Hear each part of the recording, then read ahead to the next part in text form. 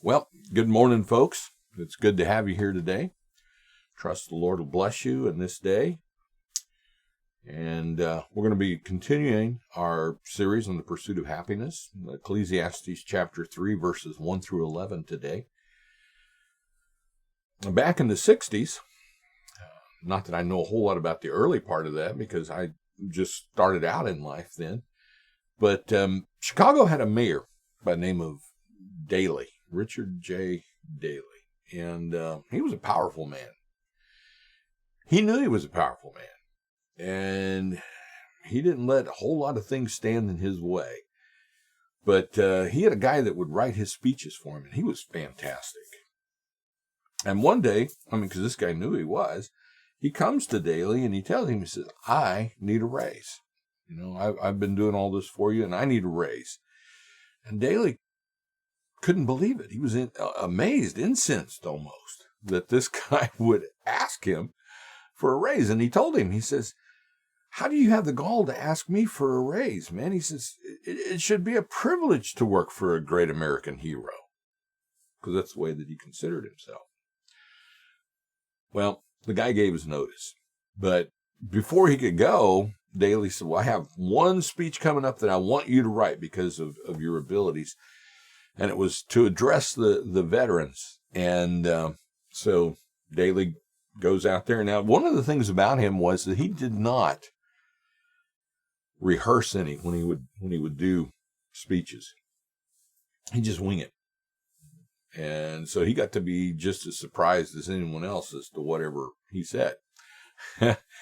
Jackie Gleason was sort of that way too on a lot of the things. But so he got up there and there was hundreds of people. There was even nationwide coverage because of what this was. And so he starts in, and man, the guy had really written a real stimulator.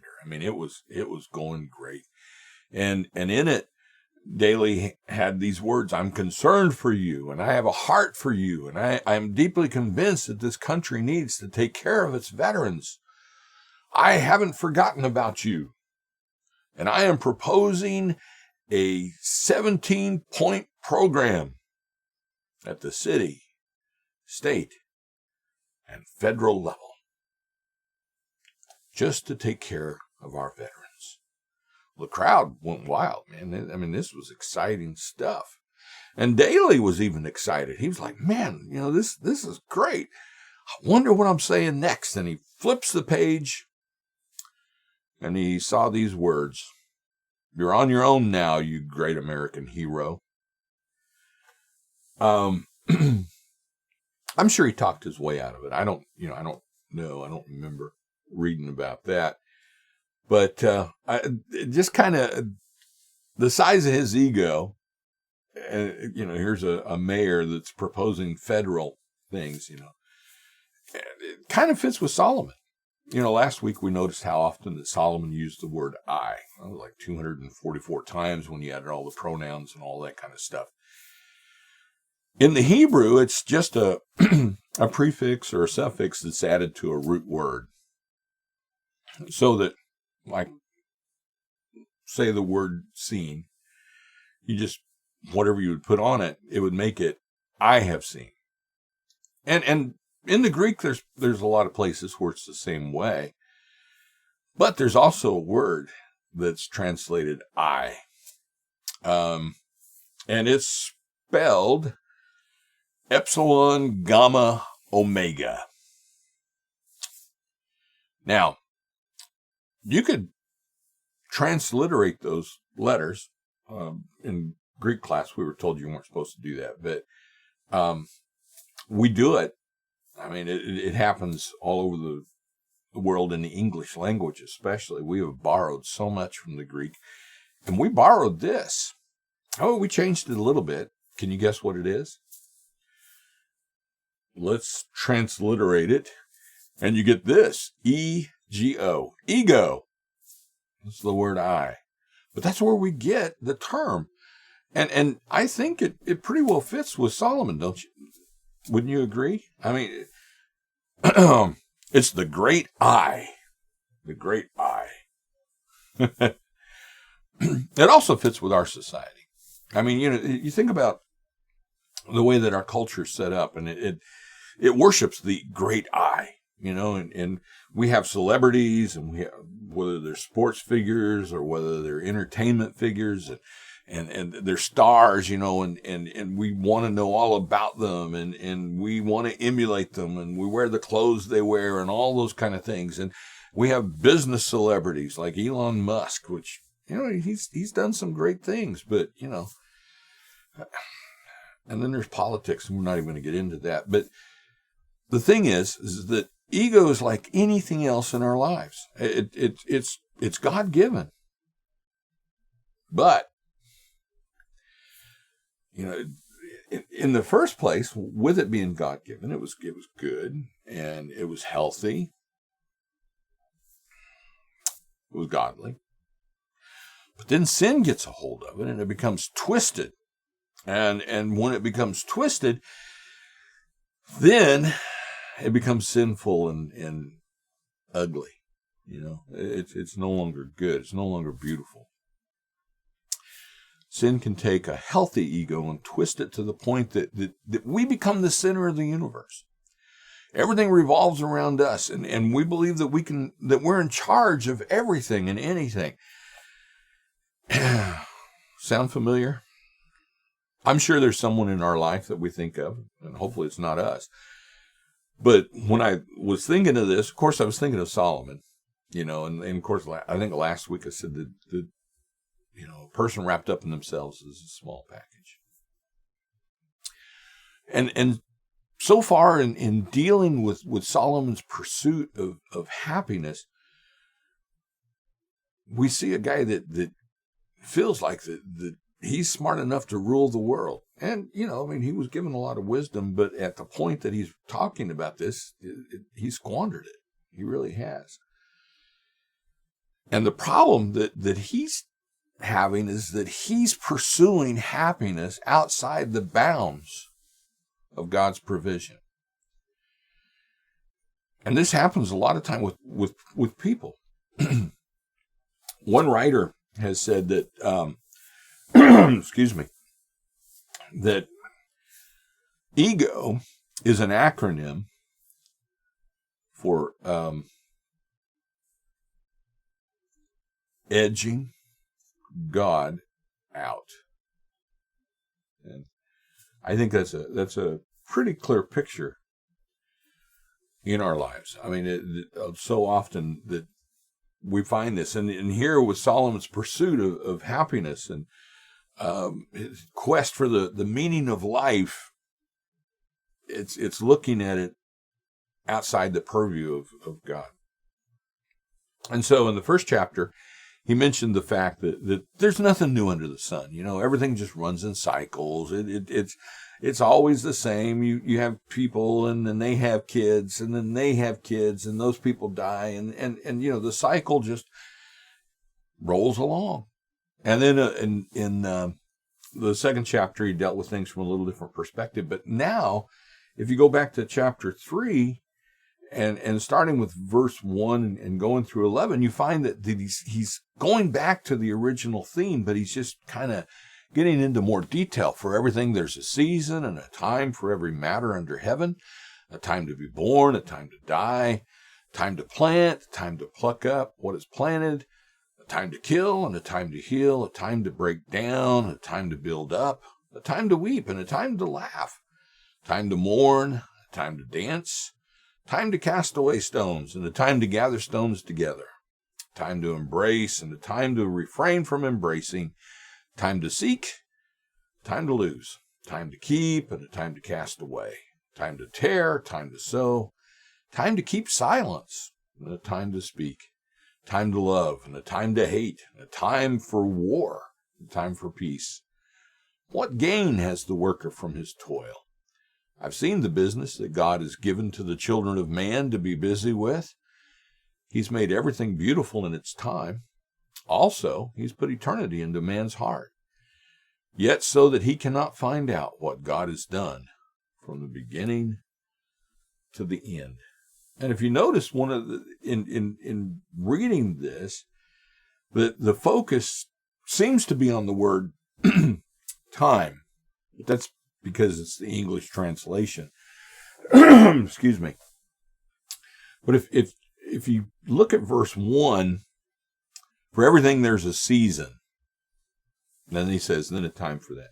But in the original, the word actually means a due season. In everything, there's a due season. And it's talking about the tides, the way that they surge and ebb, and controlled by the moon. But because of the way that God has set all this up, it's uniform. It's constant. It happens on a regular basis. And it's like seasons, they come and go.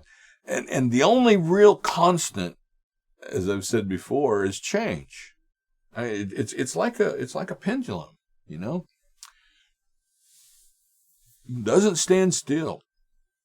And nature and human experience and what Solomon is telling us here is that there's got to be something better than just the mindless swings of upsetting change. I mean, the pendulum just keeps going, but there's got to be something more. Surely there's a divinely appointed purpose, some kind of dynamic thing that God has in store for us if we could just find the proper perspective to see it, if we could just really grasp things. But the problem is that we cannot get to that point of view. That lookout point, we catch glimpses of it. But to really see it, you have to look at it from the perspective of eternity. And that's hard for us to truly grasp. Only our Creator sees it from the perspective of eternity. And He sees the whole picture from beginning to end. And He has this grand design for us. But the problem is that we're stuck in the moment. The here, the now, this moment. God has a purpose for each one of our lives. There's no doubt for it. And to help us to achieve it, He's put within us this realization, and people argue against it, and they try to ignore it, and they try to deny it, and all these kind of things. But there is something within us that realizes that this life isn't all that there is, that there has to be something that goes beyond it. And when we actually recognize this fact, when we really incorporate it into our lives, then equilibrium can be achieved. A balance can be brought to pass, and we're no longer stuck in the swing of the pendulum. We can have a certain point to stand. But we're not going to find this out in the world. I mean, they don't know it. I mean, that's why we're going through. I mean, quite honestly, this is the way life works. You go back in the 1800s, you got problems, then things kind of settle down. And we've talked about this as well, the 50s and the 60s and nowadays, and you go back in the past, and people don't learn from history and they repeat it and all those kind of things. So we're not going to find it in the world, but we can find it. And there's three things that are here for us. And it has to be three things because that's the preacher's way. But the first thing is if we're going to have equilibrium or balance in our life, we have to recognize that time is God's gift. Otis Redding, you remember him? You hear him in the malls and grocery stores and sometimes even restaurants and stuff, the elevator music of our day. It's not the big bands like it used to be when I was a kid. But he wrote a song or sang a song that was it was the last thing that he did, that he recorded before he was killed, I think in a plane crash. But it says, "Sitting in the morning sun, I'll be setting when the evening comes, watching the ships roll in, then I'll watch them roll away again. I'm sitting on the dock of the bay, watching the tide roll away. I'm sitting on the dock of the bay, wasting time." Yeah, we all waste time. I mean, it's part of human nature. And sometimes we even talk about killing time, which, quite honestly, Paul says we're supposed to redeem the time because the days are evil. And I'm sure you've heard this before, but you're going to hear this again. There's this little thing that I found that is so good. And it says, so a bank calls you on Friday afternoon and tells you that someone is going to be giving you a deposit each day of 86,400 pennies a day, starting on Monday, and that this is $864 a day, 7 days a week, 52 weeks a year. But there's one stipulation. You have to spend all of the money that same day. No balance is carried over to the next day. So each evening, the bank will cancel whatever sum that you fail to use. When you start to think about the $864, 7 days a week, it ends up being $6,000 a week, or almost $315,000 a year that you can spend if you're diligent. And it almost could make you tired when you think about all of that. But the thing that we have to remember is what you don't spend is forfeited. Now, the application to this, of course, is time. Because each morning or each day, someone that loves us, our Heavenly Father, deposits into our account 86,400 seconds, which ends up being 1,440 minutes, 24 hours a day. Now, granted, we have no guarantee that we're going to be able to use all of that. We have no guarantee that we have another minute or another second before us. Things happen. Things change. We know that. But we also plan as if we have all of that time. And, realizing that it's only by God's grace that we do. But the thing is what do we do with that? Because none of it gets carried over.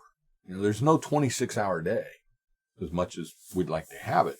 So the amount of minutes that we have in a day are what we can use. There's no rollover. It's not like the old pay phones, the cell phones that used to get the prepaids that would roll over the minutes. We have from this morning till tomorrow morning, 24 hours. That's it. God gave us a life for a reason.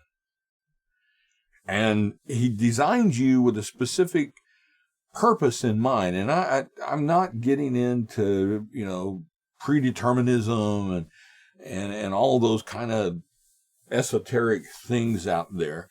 But He does have a goal for you to achieve. And it's a goal that each one of us is supposed to achieve. Romans 8:29 talks about this. God knew what He was doing from the very beginning. He decided from the outset to shape the lives of those who love Him along the same lines as the life of His Son. The Son stands first in the line of humanity that He has restored. And so this is telling us exactly what the goal is. It's to be like Jesus Christ. I mean, this is the purpose. The vast majority of people out there in the world are out of sync with life and unhappy because they aren't starting with the right place. If you don't start with God, you're going to be out of balance. You're not going to have the equilibrium that you need to deal with the pendulum swings of life. It just won't happen. And this is where Solomon was missing the boat. God wants you to be happy. I know some people cringe whenever I say that. And I'm not trying to be like to say it and, claim it people or whatever they call themselves, that kind of theology. But He does want us to be happy, but He knows that the only place that we're going to be truly happy is when we're centered in Him. That He is first and foremost. He created us. He knows how to bring happiness into our lives. Not only did He create us, but He also paid the redemption price for us. I mean, we find this over in 1 Corinthians chapter 6, verse 19 through 20. Didn't you realize that your body is a sacred place, the place of the Holy Spirit? And don't you see that you can't live however you please, squandering what God paid such a high price for? The physical part of you is not some piece of property belonging to the spiritual part of you. God owns the whole works. So let people see God in and through your body. And then over in Matthew chapter 6 and verse 31, so don't worry about these things, saying, what shall we eat? What shall we drink? What shall we wear? These things dominate the thoughts of unbelievers, but your heavenly Father already knows all your needs. Seek the kingdom of God above all else and live righteously, and he will give you everything you need. So don't worry about tomorrow, for tomorrow will bring its own worries. Today's trouble is enough for today. And here, I mean, the picture is that God's going to meet all our demands that life places on us. He knows what life is going to drop in our lap. He knows all the surprises. He knows all the shocks. But he also knows what's best for us. And he wants us to gain and maintain equilibrium. He wants to help us to find the right place. And what he doesn't want is for us to be squandering our resources pursuing the good things in life. Yes, the good things sometimes are not what we want. He can provide the best things. And sometimes good is the enemy of best. And we want to go after the gusto when he has the abundance for us. And we got to put him first. And if we do that, then everything else will fall into place. Our life is a gift from God. It's something that he wants to see brought to its ultimate fulfillment. That's why he gave it to us. But in order to experience this, we have to give him first place in our life. The second thing is, if we're going to have equilibrium in our lives, we have to recognize that our life is linked to eternity. And over in Ecclesiastes chapter 3 and verse 11, this is one translation that says, God makes everything happen at the right time. Yet none of us can ever fully understand all that he has done. And he puts questions in our minds about the past and the future. And then there's another translation that says, yet God has made everything beautiful for its own time. He's planted eternity in the human heart. But even so, people cannot see the whole scope of God's work from beginning to end. Now, one of the things that you can notice in all of this, and it also goes back, if we go back to Ecclesiastes 3:1 through actually verse 8, you got all these, time, as one person said, all this timey-wimey stuff. But Solomon compares time to eternity. What is time in comparison to eternity? Well, one place, and we'll be looking at that, it's just a mist. It's something, it's a vapor, and it's gone. Now, there was a preacher that was talking to a men's class, and he was wanting to help them to get a proper perspective of all this. And so he held up a sheet of paper and, showed it to them. Of course, it had lines on it and stuff like that, but just a piece of paper. And then he took a marker and he marked a big dot in it and he held it back up and he said, okay, what do you see? And of course, everybody's like, oh, a black dot. There may have been some that said lines or something like that, but he's like, yeah, right. It's a black dot. What else do you see?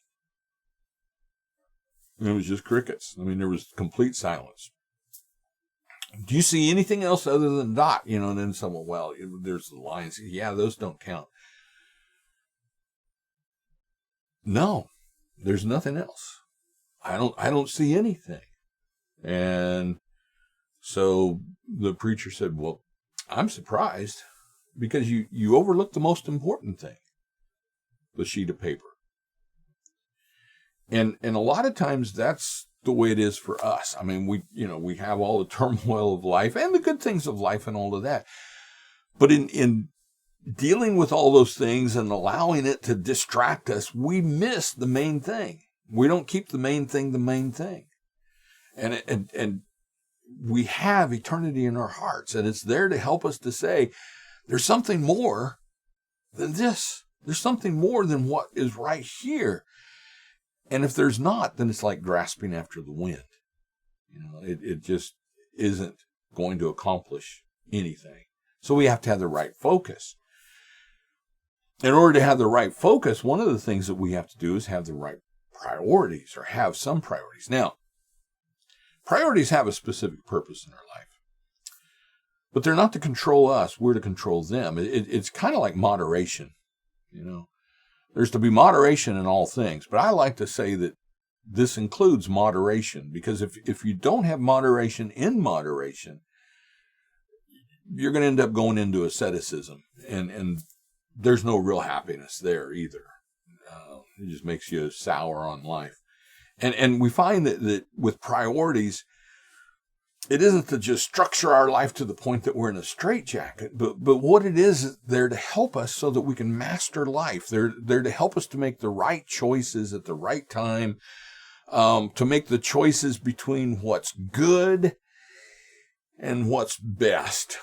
And this is one of the major points that we have to really get into our mind, is that we have to make choices between good and best. We have to be in control so that we can be prepared to fully fulfill our life's purpose, the one that God's given to us. This is where we find the sense of fulfillment. This is where we find happiness. And it's so easy to get caught up in the whirlpool of life, with everybody pulling us different directions and demanding different things from us, and our wishes and our desires taking us in even other directions. But when we allow that to happen, there's no joy in that. There's some people that seem to thrive on stress and those kind of things, but it's not the real happiness. Where setting priorities can help us to make the choices. And it's not making choices between good and bad, because that's already taken care of. That's when we come to Christ. From that point on, we're going to make choices between good and bad, and it's always going to be good. So that's settled. But what this is that if we're going to live out our God-given purpose in life, then we're always going to have to be making the choices between what's good and what's best. That's the focus. And we're wanting to grow and be like Christ, so we're going to be choosing the best.